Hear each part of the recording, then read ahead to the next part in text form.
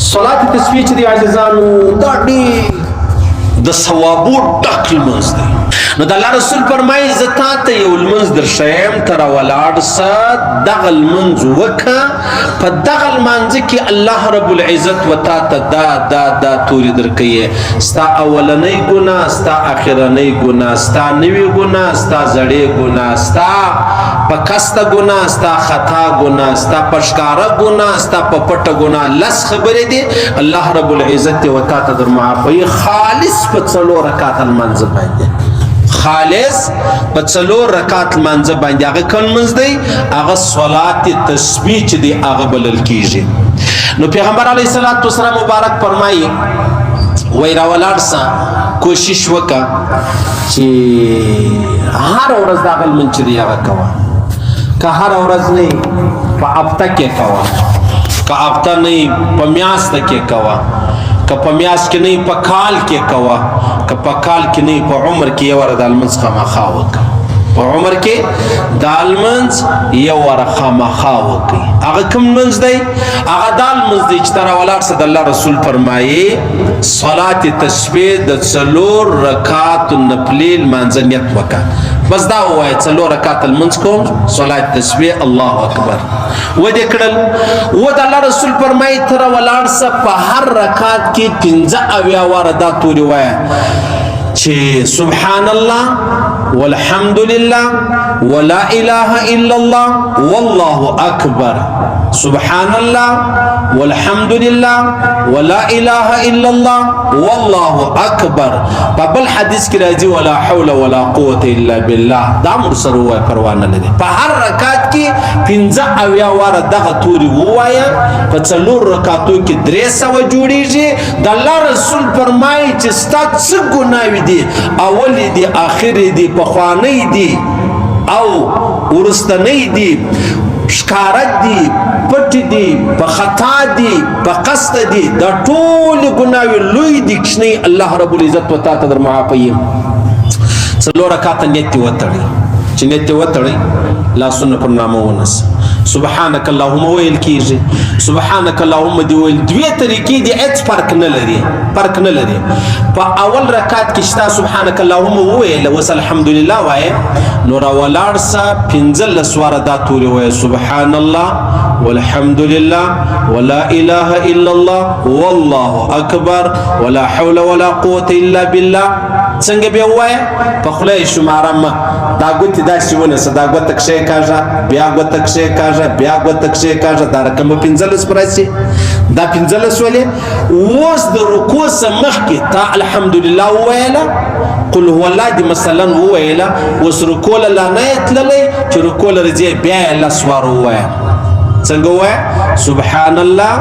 والحمد لله ولا اله الا الله والله اکبر ولا حول ولا قوه الا بالله العلي العظيم. دا څو سلو دا 15 سلو لس بیا پر رکوع کې وایم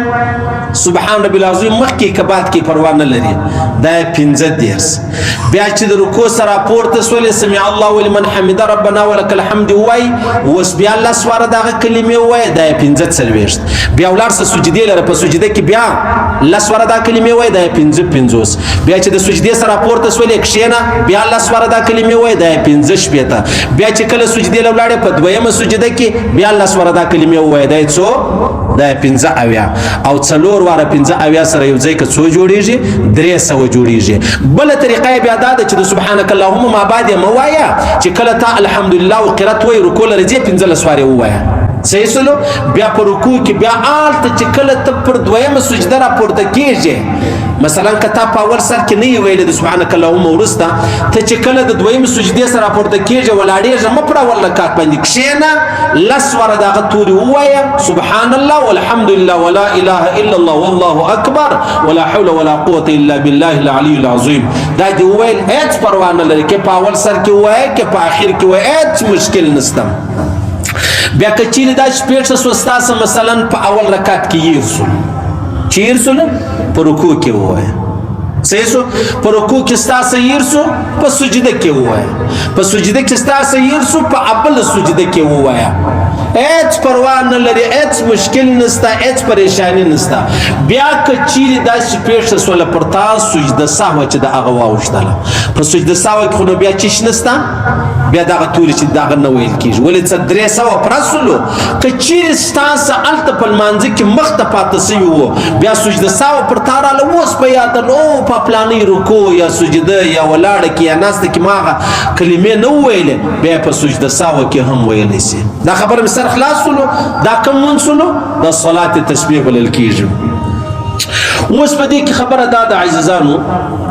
چې اوله خبره دا ده په جومات سره مه کوئ، په جومات سره مه کوئ، یوازې کوئ. په جومات پسې به ته چیرې ګرځې، ته به چیرې ګرځې، ته په جومات باندې وکې خامخا خلک پیدا کوې. او بیا بله خبره دا د محمد رسول الله مبارک ښوولي دی هغه په جومات نه دي ښوولي. که بعضې بزرګان بعضې علما یې کوي لیکن پیغمبر علیه السلام مبارک ښوولي نه دي. صحیح سلو. بیا بله خبره دا ده چې زړه دې غواړي، چې ستا زړه غواړي سهار د اشراق لمونځ وسو، د اشراق پر ټیمه سې ونسي بیا زه تر زواله د ماپښینه څه تر مازدیګره چې لمونځ کېږي بیا ماښامه څه تر هغه پیشلمي و تا ته اجازه ده دغه لمونځ کوه. عبدالله ابن عباس رضی الله عنهما به هر جمعه دغه لمونځ چې دی هغه کوي، هر جمعه یې دغه لمونځ چې دی هغه کوي. بیا په دې کې بله خبره دا د عزیزانو چې پیغمبر علیه السلام مبارک د دې انتهایی ډیر ثوابونه وښول. ثوابونه څنګه ثوابونه؟ د الله رسول فرمایي وایي که ته دغه 4 رکعاته لمونځ وکړې که ستا ګناوې دومره وي لکه د ریګ زرې، لکه زموږ ته ریګ نه دی د بولدک سره واقع چمن پر ریګ باندې پروت دی، دا شاته خو ریګ دی، د ریګ څو ذرې دي خو یو الله یې شمارلی سي. محمد رسول الله فرمایي د ابن ماجه حدیث دی که دومره ګناه هم ستا وا الله رب العزت در معافوي. بیا د الله رسول فرمایي وایي که چیرې ستا ګناه دومره وا لکه د سمندر ځګ راواخله. څو ځګې دی؟ یو الله په خبر دی. دا د طبراني حدیث دی. پیغمبر علیه السلام مبارک فرمایي په دا 4 رکعاتو لمانځه د صلات تسبیح الله رب العزت و تا ته در معافوي. بیا د مصنف عبدالرزاق کس بیا مطلب په کې دا روایت دی که دومره ګناوې تا کړې وې لکه د اسمان ستوري، د اسمان څو ستوري دي یو الله په خبر دی په تعداد باندې. د الله رسول فرمایي چې ته دا 4 رکعات لمونځ وکړې الله رب العزت و تا ته دا ګناه چې ده هغه در معافوي که تا دومره ګناه کړې وله. او بیا د الله رسول فرمایي مصنف عبدالرزاق بل روایت را نقل کړی که ستا دومره ګناه وي لکه د دې دنیا ورځې، دنیا الله کله پیدا کړې ده الله په خبر دی، کله الله رب العزت د دنیا پناه کوي الله په خبر دی. په مابین کې څو ورځې راځي، د کال څو ورځې دي، د 100 کالو څو دي، د 1000 څو دي، د 100 څو دي. د الله رسول فرمایي که ستا دومره ګناه وا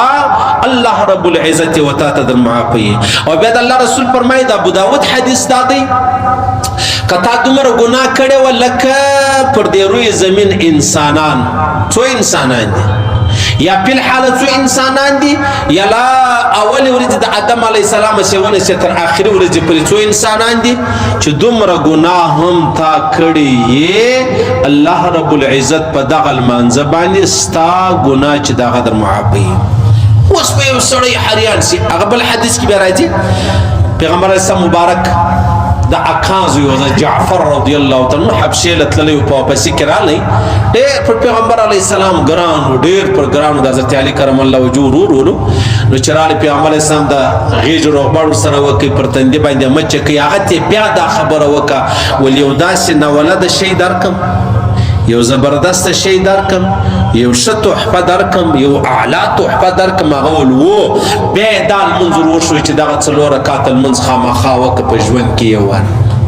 یو واره دی 10 واره دی چې څومره دي په وصف رایي. او عجبه خبره ده د علما فرمایي وایي د مصیبت څخه د خلاصون په شان ډېر سته دعا سته، زارۍ سته، خواستې سته، صدقه سته، هر څه سته. وایي چې دا له مصیبت د خلاصون څومره لویه ذریعه ده په بل شي کې موږ هغومره د مصیبت څخه خلاصون نه دی لیدلی لکه دغه صلات تشفیع کې چې څومره د مصیبت څخه د خلاصون لاره چې دا غسته اوس به دا لمونځ کوو اوس به سړی وایي چې ارشدونه ګناوې سړی وکړي او بیا الله رب العزت په 4 رکعتو ورمعافوي ګورئ که دا خبره له ما سره تعلق لري الله تا سره لري نو نشي کېدلی که دا خبره د الله سره تعلق لري الله ته ګرانه ده دا خبره یا پر الله باندې بار ده دا خبره یا الله رب العزت ته زور غواړي دا خبره یا الله رب العزت په دې خبره باندې مطلب د الله لوی کمیږي یا په دې خبره د الله رب العزت په خدایي کې کمی راځي یا نو بیا څه مشکل دی دا لمر څو رڼا ورکوي وګر کائنات یې ورکوي وګر کائنات لمر خو دا نه وي چې پلانې ته زه رڼا نه ورکوم ولې وایي زما تر وس وتلې ده نو چې لمر دا نشي کوی چې مخلوق دی نو الله جل جلاله به څنګه بیا په دې کې لویه بنیادي خبره د اخلاص الله په خاطر د الله په خاطر الله زه دا لمونځ کوم تا فرمایلی دي ته زما ګناوې را معاف کړه یا الله دا چې څه ګناوې د الله رسول ښوولي که ستا دومره ګناه وه دومره وه الله یې معافوي یا الله زما ګناوې تر دې لا ډېرې زیاتې دي او زه الله ته د غومره امید لرم الله رب العزت په ما ته معافي وکړي نو صلات تسبیح مازم سره خلاص خامخا یې وکړي په ژوند کې یو واره خامخا سړی وکړي او بیا دا خبره نه ده چې پلانې صورت په پکې وایه پلانې هیڅ صورت نه غواړي چې ستا خوښه وه هغه چې دی هغه پکې ووایه او بیا بله خبره دا ده چې اوقات مکروهه کله د سهار لمانځه چې ونیسي د لمر ختو تر شراک پر بیا نه کوي بیا د زوال پر ټیم باندې بیا نه کوي بیا چې لمر پرېوځي یعنې د مازدیګر لمانځه باید بیا نه کوي نور بالکل تا ته اجازه ده هر وخت یې کولی سي او خامخا بیا کوئ دا ستۍ د کولو د وجې الله رب العزت بیا ما ته معافي کوي ستۍ د کولو د وجې الله ما ته معافي کوي ځکه چې دا تورې ما تا ته در وښوئ چې څومره اجرونه الله تا ته درکوي د هغومره اجرونه الله ما ته راکوي په دې خبره خو ډېر خوشحاله سوسته دا خبره چې ما وکړه اوس نو ته راولاړ څه تیم وي چا تر ورشئ چې بیا هغه لمونځ وکړي الله به تا ته هم دغونه اجرونه درکړي دا خو پټه خبره نه وي دې خبره خو نه درته کړې چې خالص ما د میراب په سر تعلق لري چې مولوي صاحب تا دونه ثوابونه وګټل ته هم راولاړ څه دغه کار وکړه چا ته ور زده کړه ته به هم دغومره ثوابونه چې دي هغه وګټې بیا بله خبره دا ده کله د انسان صفقت لساني بلل کېږي ما پرون ابوالز بیان کې ویل مال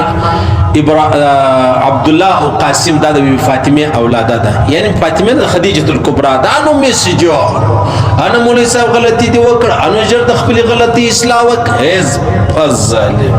خدای استغفر چې زه تا ته خدیجه الکبرى درشایم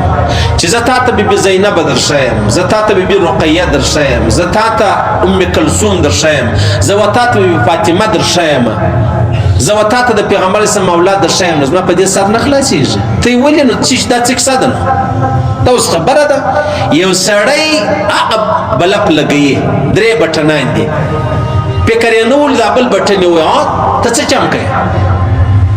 دا اوس خبره ده په دا خبرو پسې مه ځئ سید انسان دی کله کله به موږ فکر کوم خواته نو خبره وسوله دا ما نه کوله دا خبره دا داستې میسجان ما وکتل هله مولوي صاحب نو خطا دی وکړه د خپلې خطا اصلاح وکړه الظالم څه عشا ما یو نیم سل خبرې درته وکړې یو سل نه څلوېښت مشې خبرې درته وکړې یوه خبره له ما غلطي وسوله غلطی دا نه معنی چې ما په قصد وکړو وسوم چې ما غلطي وسو یو خو هغه یو دا د زما فکر نه دی ورته سوی نو دا ښکاره خبره ده دا خو پټه خبره نه ده نو هغه یو سل نه څلوېښت خبرې دې ګردې زده کړلې پاته ده یوه خبره سوله ته زما اصلاح کوې که زه ستا ده کوم او موږ ته په دې سره نه چې مولوي صاحب ورته خبرې راشئ دا ته خو نه چې زه مولوي صاحب ته خبر وروښیم نه مې دې کړی نو دا خبره په یاد لرئ خیر الله دې وکړي دا لمونځ دې الله موږ ته رانصیب کړي الله دې رانصیب کړي او ډېر ښه خوند کوي الله ډېر مهربانه ذات دی تر دې په کربها درجې لا هم الله مهربانه دی چې ما ته تر دې ډېرې ګناه وکړله به الله موږ معاف کړي الله ته څه زور غواړي الله د الله رسول فرمایي اول اسمان ته الله په نیمه شپه راشي تهجد په ټیم مه کوه نو د ورځې د کومې ګناه وکړې ته هم چاته مه وایه زه هم نه ورته وایم الله څه وایي ته هم چاته مه وایه زه هم چاته راسه معافي خو وغواړه د ورځې الله سبحانه و تعالی ته نیولی د شپې چې د کومې ګناه وکړې تا چې کوم تاج کوئ تا چې کرمبوټ کوئ تا چې هغه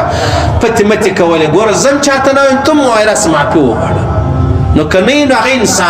انسانان هغه بدبختی ته راووتو. زه اوس په دا نتیجه ورسېدلم دا نه انسانان نه دي د بل په ښځې خوا بدېږي په خپله ښځې خوا نه بدېږي. د بل چا ښځه د یو باټلۍ اوبه یا اخیستې دی موټر دروي د دې ښځې سره باټلۍ راخلي کوره پورې ورسره رسوي که د ده مور وه یا خور وه یا لور وه یا کور وه هغې سره نه کوي ویس په خپله ویس په دې منافقت مې سر خلاصېږي ښه مې سر په خلاصولو. او بله خبره دا د موږ ټول د بل د آخرت غم اخیستی یو. زه ستا د آخرت غم اخیستی یم خپل آخرت رسه هیر دی. دا زموږ لوی منافقت دی. په دا دوو خبرو کې زم کوشش کوم چې زه د بل د ښځې د بل د کونډې د بل د یتیم څومره خیال ساتم باید د خپل یتیم او کونډې مو وساتم. صحیح سره نو دا خو بیا علیحده اوس پیشین سو چې خلک وروره په ښځه ډېر خوا بدوي په خپله خور هم دغونه خوا بدوي په مور هم دغونه خوا بدوي که پرېږدی ځه یو کوچنۍ بچی ده د کوچیانو را روانه ده چې وټه نه دي په پښو به ځای کوچنۍ ویډیو جوړه کړي ورته وګوره انسانانو په ډېرو حجو په ډېرو عمرو یې سر نه سره ورځي. ظالمه د دې چوټو زما د حج سره څه کار دی د دې چوټو زما د عمرې سره څه کار دی. خو تی وکه خو ته مسلمان یې تو خو کافر نه یې که پر ما پیټ شستو زه بیا کوم ته ولې دا پیغور کوي چې په ډېرو لمنځو نه ده ته ولې دا خبره کوي چې په ډېرو حجو په ډېرو عمرو نه ده راسئ ودې ته چوټ ورواخئ دا تی ولې ماته راښایې دا الله خو موږ ته الله او رسول الله ښوولې ده نو ته خالي ولاړې ویډیو دې جوړه که تا ولې ویډیو جوړول بیا راولاړ شي د شل روپۍ چپلۍ کې دې راواخیستې بیا ورته ګورې ورته کښېناستې په پښو کوې کوچنۍ نانۍ ده کوچنۍ نانۍ ده ستا په کور کې کوچنۍ نانیانې دي هغه تا څه به کړي دي. دا منافقت ته موږ رارسېدلي یو. د بل په ښځه چې موږ څومره خوا بدو څومره خدمت یې کوو څومره منډه ترنډه ورسره کوو د خپلې سره هغومره نه کوو او د بل د آخرت چې موږ څونه غم کوو د خپل آخرت هغونه غم نه کوو. الله دې موږ توفیق راکړي. د الله رسول بل حدیث کې راځي د کعبې شریفې بیت الله شریف دیواله ته ناست دي څنګه وهلی دی یو سړی راغی ولې یا رسول الله د پلانې سړي مال تباه سوی دی یا په کښتۍ کې یا د هغې سیمه ته پر لارې را روان د الله رسول راپورته سو بیا یې وفرمیلې وله هر مال ما تلف مال فی بر ولا بحر هر مال اکه پر مځکه دی که په سمندر کې دی هغه تلف سي هغه برباد سي هغه خراب سي هغه هلاک سي هغه ورک سي د الله رسول فرمایي الا بحبس الزکات هغه د زکات د نه ورکولو یو مشکل چې راځي از ما ورته ما خپل زکات نه درکړی چې موټر ورک سو